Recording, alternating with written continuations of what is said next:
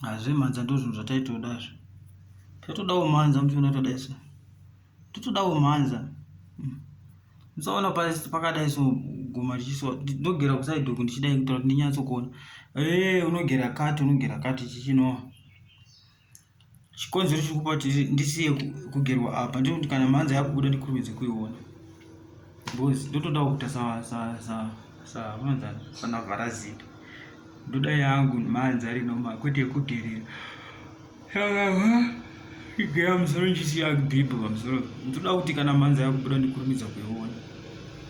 Zvekuti iwe ukaona manza yako inokurumidza kuonekwa zvotori bhoko. Ini apa ndigeri kusvika ndafa. Ndoda kuti ndigoona manza. Saka kana ndisina kuona manza ndogerera chi. Tara maziso kutsuka. Maziso kutsuka.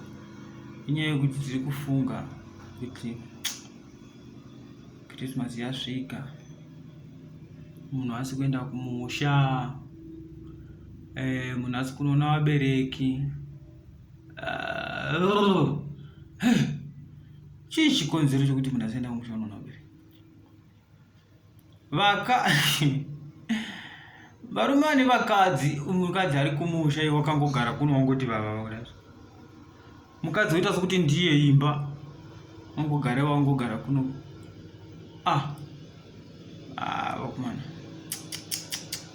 Mawa. Mukadzi anofanira kuenda kunoonekwa gazi. Ndai munoona vakadzi. Kana une mukadzi enda kumusha unoona mukadzi. Enda unoona mukadzi mani tsamwisa ini. Unoona mukadzi wako. Kuti zvokuramba wangogara muno mujoni. Alright. Kana ukarega kunoona mukadzi wako next year January anofanira kuuya kuno.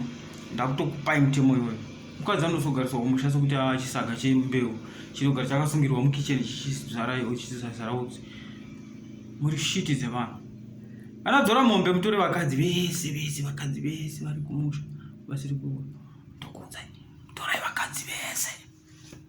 Imi vakomana vanofudza mombe torai vakadzi vese. Murume umwe nomwe asina kuuya kumusha tora mukadzi wake.